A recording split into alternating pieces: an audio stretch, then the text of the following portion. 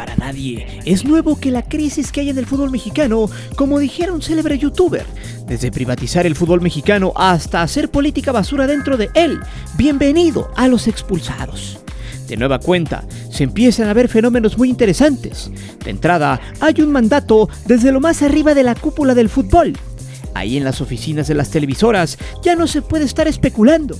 A toda costa, por cualquier medio, se debe evitar el espectáculo, el ridículo y toda la polémica que esté cerca de la selección y del fútbol azteca.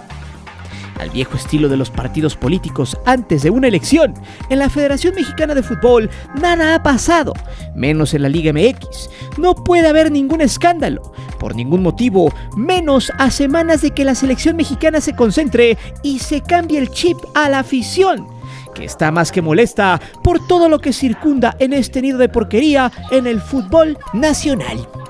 En este canal hemos hecho ya varios videos sobre este caso que parece más que nada una trama de una telenovela barata de Telehuila, pero con un sentido muy oscuro que sigue lacerando al fútbol y también las pasiones de muchos aficionados que ven a este deporte como lo más importante de su afición. No obstante, es importante entender cómo algunas cosas que pasan en el fútbol azteca poco o nada tienen seguimiento de sus aficionados. Por ejemplo, lo que sucedió con Armando Archundia y la renuncia que este presentó a semanas de haber tomado el cargo de la comisión arbitral. Lo que se dice con respecto a este tema debería de ser un escándalo y tal vez sea la punta del iceberg para entender cómo es que el gremio arbitral, el VAR y muchas cosas con respecto a los jueces están más que turbias. Asimismo, la encomienda aparece, viene desde lo más alto. Ya no quieren escándalos, pues la selección mexicana poco a poco ha perdido credibilidad en todos los aspectos, los futbolísticos, de logística, de resultados, inclusive de moral, recordando la bajeza del caso Maribel Domínguez, que de un plumazo lo cerraron para no generar más crítica y morbo. El caso es que la gestión de John de Luisa, sí, el Delfín de Azcárraga, ha sido quizá la peor gestión que ha tenido por ahora un presidente de la Federación Mexicana de Fútbol. Este personaje sombrío, ya hemos contado cómo ha llegado hasta este punto, fiel súbdito de Emilio y una persona de todas sus confianzas para llevar parte del negocio que más le deja dinero a su ya miserable y casi destruido imperio de la televisión. Es el que por ahora, el medio, sostiene sus finanzas en México y Estados Unidos. Este se las ha visto negras porque pareciera que todo está dicho como para que este año sea el más oscuro y miserable de su empresa llamada Selección Mexicana. Hoy, en este video, nos meteremos hasta la cocina y explicaremos varios puntos. Cómo es que no debe haber más escándalos rumbo al Mundial. Pero no solo eso, sino que también Armando Archundia llegó a un puesto casi de gerencia, donde el que manda es parte del grupo de los amigos del cabildero lagunero. Y además, el oscurantismo de los hermanos Riestra, quienes tienen cierta afinidad mafiosa y ambiciones en el fútbol. El conflicto de interés, el cual ha negado rotundamente, algo que es poco creíble para quienes vemos el fútbol de forma objetiva. Y también para rematar, el que hay un selecto grupo dentro de los dueños que siguen con la espina clavada desde hace muchos años, con los derechos de transmisión, mismos que pareciera esperan una gran catástrofe en Qatar para arrebatarle el poder a Televisa y a sus súbditos del combinado nacional. Es por eso que hoy te presento, nada puede salir mal en la Liga MX, ni con los árbitros, ni con la selección mexicana, rumbo a Qatar 2022. Antes de seguir con el video te invito a suscribirte al canal, activa la campana para que recibas todas las notificaciones de nuestro material y de las narraciones en vivo. Y también ya puedes hacerte miembro del canal, donde recibirás contenido extra muy fregón, solo para el que quiera ponerse guapo. Te divertirás, te lo aseguro.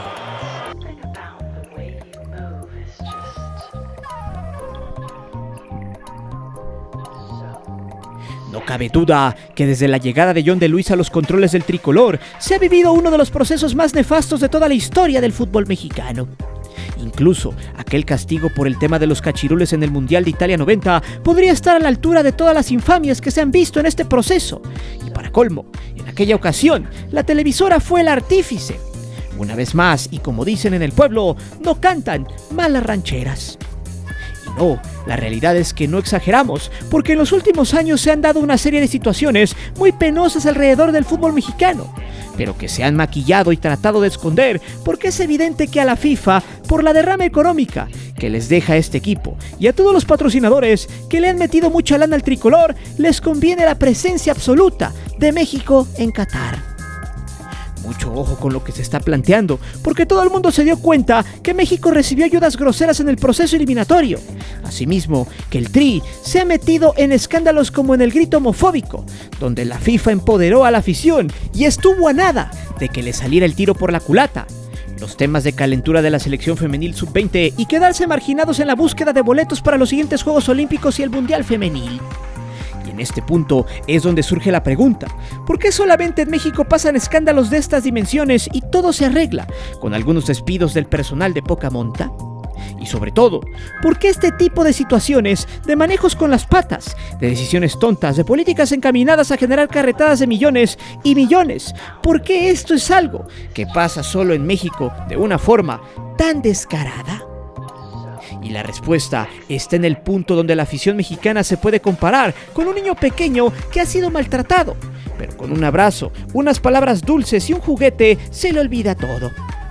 Que bien puede quedar medio ciscado, pero no importa, porque el daño fue resarcido con una estrategia que no soluciona nada, que no borra el daño cometido, pero el niño que recibió un par de nalgadas o unos zapes tiene la ilusión del perdón y de su juguete nuevo. Esta es la manera en la que México todo se ha escondido, donde en pleno septiembre la afición ya no se acuerda de que los seguidores del Atlas sufrieron un infierno en la corregidora de Querétaro. La gente tampoco recuerda la forma infame en la que los rojinegros tuvieron el camino ablandado para obtener un bicampeonato con la ayuda del arbitraje y del VAR. Asimismo, muchos han olvidado que hace un par de meses se dio un escándalo en selección femenil, una situación que requería un proceso serio, una investigación por personas externas a la Federación Mexicana de Fútbol, y que incluso ese tipo de comportamientos en un representativo nacional pudieron haber escalado a un nivel mucho más serio y legal.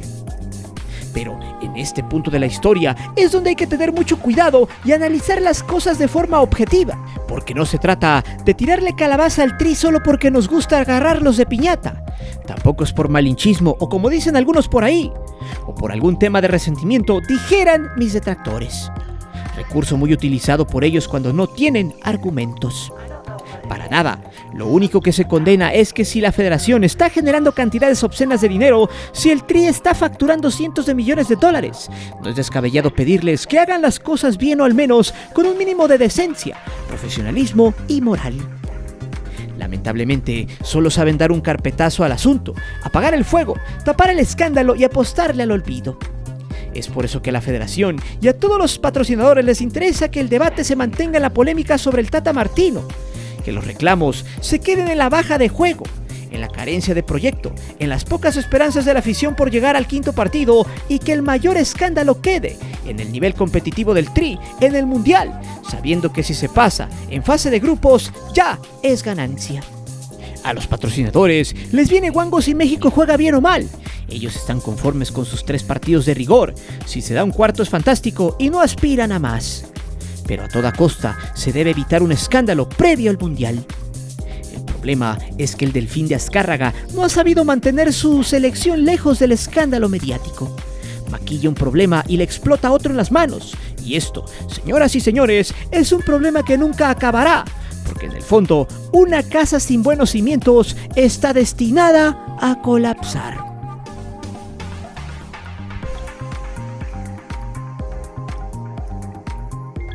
Como bien lo dijo Naima Choura, la selección mexicana es una empresa privada, no recibe dinero del gobierno y no es pública. Tiene sus dueños y son los que toman las decisiones para su empresa. El problema es que todas las decisiones que han tomado los dueños han sido las peores de su historia. Y sobre todo, hay que seguir de cerca los pasos de un apellido que ha estado envuelto en polémicas de corrupción y conflicto de interés.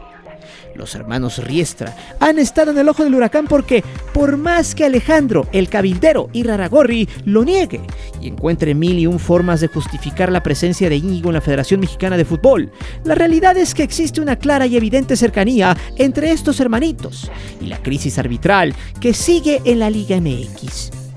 Pero antes de entrarle a esta polémica es importante hacer una breve reseña de estos dos hermanitos, que pocos saben quiénes son en realidad. José Riestra es un tipo que ha ido labrando su trayectoria en el fútbol mexicano. Sus inicios están alejados de las canchas, ya que según su perfil de LinkedIn, una de sus primeras experiencias laborales fue en el Banco Inbursa, desarrollando una serie de estrategias logísticas para la empresa de Carlos Slim. En el 2007 se incorporó al equipo de Alejandro Irarrágorri, fungiendo como secretario técnico del club. 2 años más tarde escaló al puesto de director de fuerzas básicas. Ya para el 2011 lo mandaron al Celtic de Glasgow para que se empapara del funcionamiento y operación del club. A su regreso, se quedó a cargo de la dirección de las fuerzas básicas, de la inteligencia deportiva, las relaciones internacionales del equipo y las ciencias aplicadas al deporte en la comarca lagunera. En pocas palabras, se convirtió en la mano derecha del cabildero. El haber desempeñado bien su trabajo y de haber mostrado fidelidad a Irarrágorri lo llevaron a formar parte del equipo directivo de Grupo Orlegui. Ya para el 2018 realizó un máster en dirección deportiva en la Escuela de Negocios del Barcelona. En 2019 fue director de fútbol de Orlegui Sports y en noviembre del 2020 obtuvo el cargo de director ejecutivo del Atlas. Por su parte, Íñigo Riestra, a quien se ha señalado como el hermano incómodo y quien ha gozado de una posición privilegiada en la selección de fútbol, ha tenido un perfil mucho más discreto, o al menos no tan expuesto como su hermano José. De él se sabe que llegó a la Federación Mexicana de Fútbol gracias a Justino Compeán, quien lo trajo por ahí del 2016 o 2017, cuando Íñigo trabajaba para otra empresa.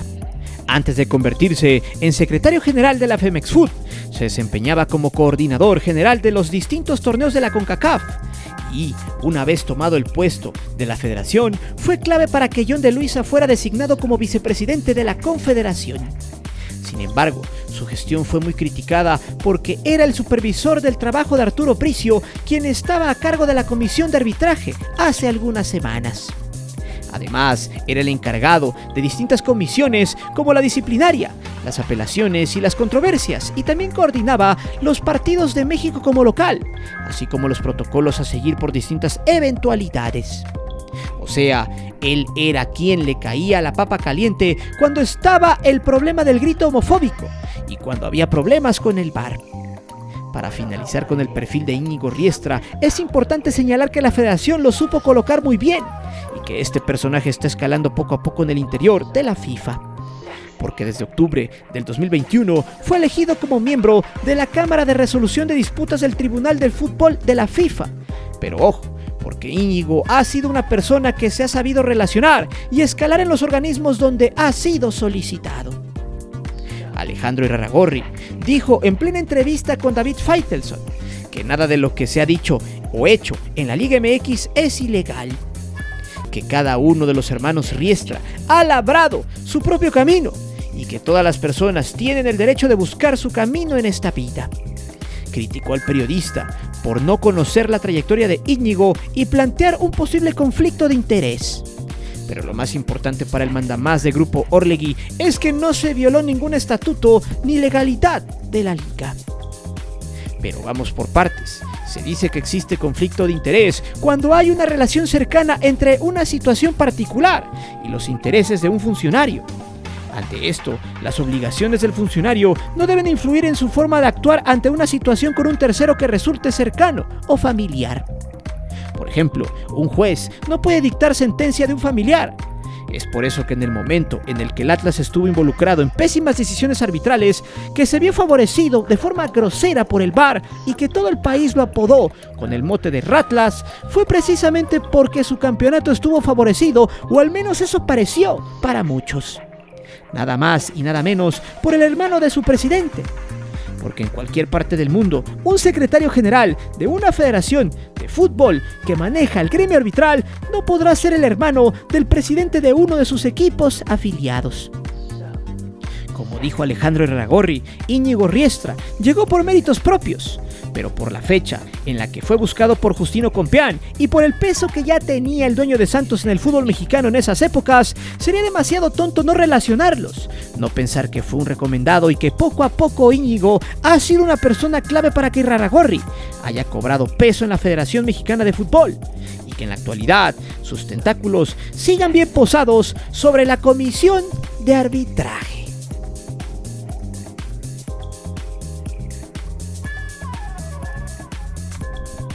Hace pocos días, Armando Archundia puso en el escritorio de John de Luisa su renuncia, a pesar de haber llegado al cargo a mediados del pasado junio. La anterior fue una decisión que el ex silbante mexicano tomó porque se dijo estar defraudado de las formas en las que se maneja la Femex Food. Porque más allá de que Arturo Bricio haya cumplido su ciclo, la realidad es que nada cambió, nada mejoró y el arbitraje de la Liga MX sigue dando mucho de qué hablar para mal. Cada semana se nota que los silbantes y el famoso VAR solo funcionan en favor de unos cuantos, que se sigue habiendo una línea muy clara de a quienes se debe ayudar y a quienes perjudicar. Y, evidentemente, toda esta porquería salpicó al nuevo presidente de la comisión de arbitraje, a quien se le responsabiliza por los penaltis mal marcados, por los fueras de lugar no señalados, por los goles mal anulados y además porque todo eso ha sido una muestra muy clara de que el arbitraje en el fútbol mexicano sigue siendo pitado con una balanza dispareja. En este punto es donde se le cae el telón a la Federación Mexicana, porque Archundia ha sido muy claro al decir que Íñigo Riestra sigue teniendo injerencia en el arbitraje. En este punto vale la pena citar la información presentada por los impresentables de Record en su edición del 7 de septiembre, cuando señalaron que el presidente, textual, sin poder mover, modificar o algo, es decir, atado de manos, ya que aún y aunque hayan dicho o manifestado lo contrario, la cabeza principal y las órdenes directas las sigue dando Íñigo Riestra, quien funge como el mandamás de los árbitros. Sin embargo, la realidad es que nadie sabe si Archundia intentó hacer algo por el arbitraje mexicano, si quiso meter las manos en la forma en la que el VAR opera en la Liga MX. Pero lo único que es posible apreciar es que en lo que va del torneo se han dado muchas situaciones que ponen en jaque la forma en la que se imparte justicia en la cancha. Es aquí donde la victoria de la federación salta a la luz, porque hace mucho tiempo hubo un grupo de árbitros que intentaron hacer mejor las cosas y que trataron de eliminar muchos vicios con la AMA, pero todos ellos fueron borrados del mapa precisamente por las disputas del poder. Es por eso que en la actualidad no hay forma de enderezar el rumbo. La comisión de arbitraje no depende de un colegiado con experiencia, sino de un funcionario que hace unos meses había dejado el cargo. Y según la misma federación, Íñigo Riestra ya no tendría nada que ver con el arbitraje. Pero la renuncia de Archundia revela que alguien no está diciendo la verdad, que no se quiere aceptar que el arbitraje está contaminado, amañado y que favorece intereses de ciertos personajes o grupos, pues su petición era simple y llanamente traer nuevo personal y eliminar por completo a la gente de Riestra, que a la postre era de Bricio. Por eso John tuvo que detener todo y no aceptar la renuncia de Archundia y convencerle que vendrán tiempos mejores. El problema para los dirigentes del fútbol mexicano está en la cercanía con el arranque de Qatar 2022. Para John de Luisa y compañía no puede haber ningún escándalo más. No se puede arruinar el proceso mundialista, al menos no en la parte económica y corporativa, porque el haber aceptado la renuncia de Archundia se hubiera traducido en un golpe mediático para la Liga MX, porque si lo hubieran dejado ir, se reconocería que, en efecto, Íñigo Riestra mete mano negra a las decisiones arbitrales. Y así como no dejó trabajar al actual presidente de la comisión de arbitraje, seguramente metió mano negra para favorecer a la familia y aplanar el camino para posicionar al señor Irarrágorri. Lo que hubiera resultado en un golpe durísimo para la selección y que hubiera lapidado aún más su ya tan deteriorada, decadente reputación e imagen.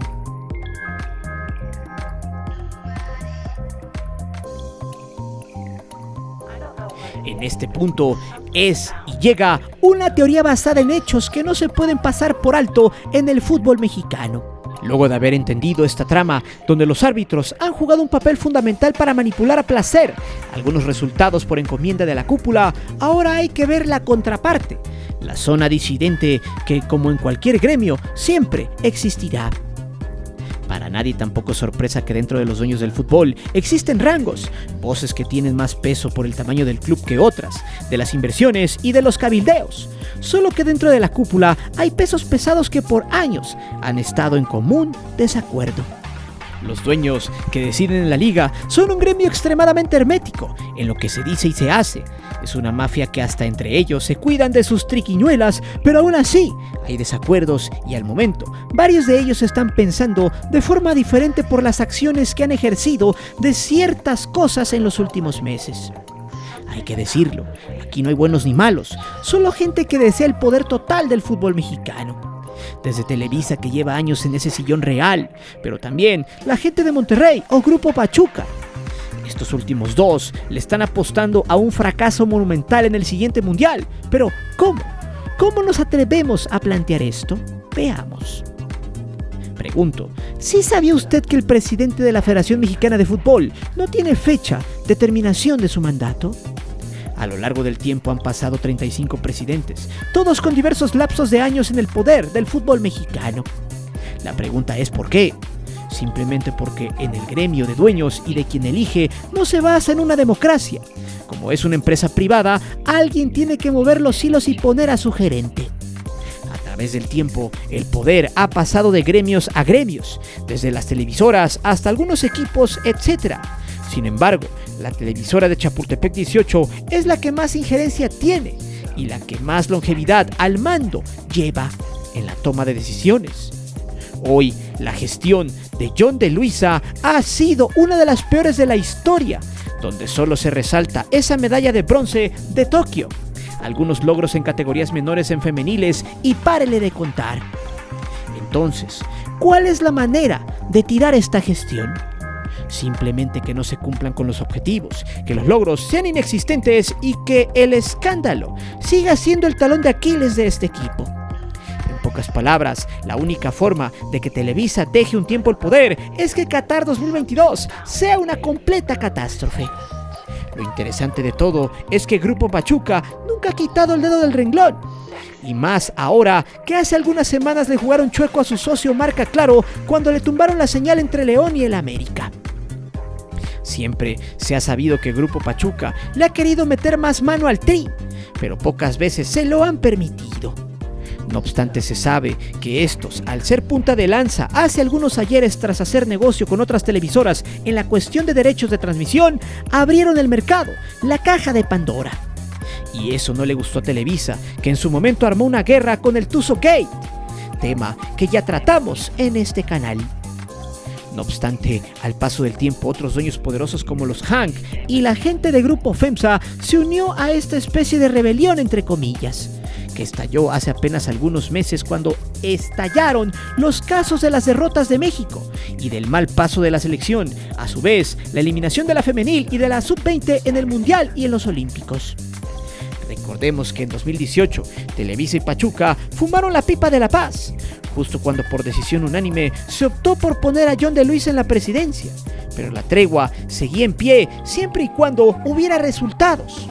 A 4 años de esas fechas no los ha habido y parece que no los habrá, por lo que varios podrían perder en este negocio. La enemistad de FEMSA con Televisa en el fútbol viene por los derechos de transmisión. Chapultepec 18 no quiso pagar más a Monterrey, además de ganar la votación para eliminar el descenso propuesta por ellos mismos, pero cabildeada por Grupo Orlegui. Eso se mostró de manera significativa en el Juego de Estrellas pasado contra la MLS, donde tanto Tigres y Rayados solo colaboraron con un futbolista. Es por eso que la última esperanza para que John se mantenga en la presidencia es que la selección mexicana avance al 4º o 5º partido en el Mundial. Si eso sucede, se borraría ese mal historial y John se quedaría hasta el Mundial tripartito. Al menos esa es la idea de las televisoras. Sin embargo, y a pesar de no tener el 50+1, el diablo de Grupo FEMSA y Grupo Pachuca están esperando que la selección mexicana caiga de manera estrepitosa para tomar el poder tras el fracaso. La pregunta es ¿cómo? Hasta el momento, y tras los escándalos, ni Pachuca ni FEMSA se han pronunciado. No se han metido, pero cabe señalar que estos dos entes, tanto Pachuca como Monterrey, han estado metidos en parte de estos escándalos que tienen que ver con sus jugadores. Por ejemplo, en el caso aberrante de Maribel Domínguez, curiosamente la jugadora inmiscuida en esto y la que mandó la carta a John es jugadora actual de las Rayadas, Silvana Flores, Y del otro lado, la presión de su hermano por ir a Qatar, Marcelo.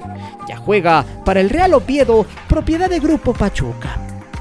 El escándalo de la selección femenil sub-20 no trascendió, porque al final pararon en seco a todos los actores y hubo convencimiento de que se detuviera el relajo, pero no por Pachuca o Monterrey, sino por los patrocinadores.